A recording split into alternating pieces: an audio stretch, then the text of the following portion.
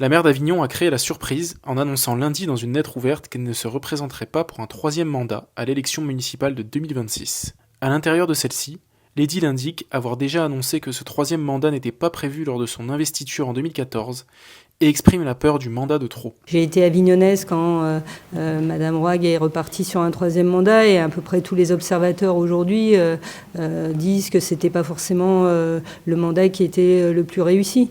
Si vous voulez faire bouger votre commune ou votre ville comme moi j'ai souhaité la faire bouger, ben oui, ça demande beaucoup d'énergie, d'abnégation, de courage aussi. Et je pense que c'est aussi l'une des raisons pour lesquelles de passer la main. L'annonce a largement étonné la classe politique avignonnaise et laisse en suspens de nombreuses questions qui, dans le camp de la socialiste, pourraient lui succéder un an avant l'élection de 2026. D'une part, je serai maire jusqu'au bout. Et ensuite, si je peux être utile dans la bataille électorale qui s'annonce, évidemment que j'apporterai ma pierre.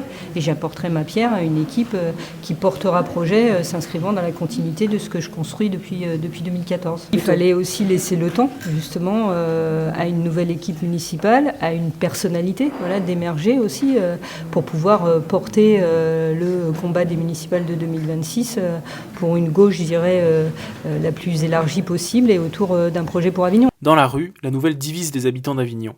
Certains gardent le souvenir d'une bonne maire, quand d'autres sont plus critiques sur les deux mandats de Cécile L, notamment sur la mobilité. C'est une bonne chose parce qu'au niveau des transports en commun, c'était pas du tout ça et que c'était vraiment au niveau vachement centré et que tous ceux qui étaient extramuros, ils n'étaient pas pris en compte.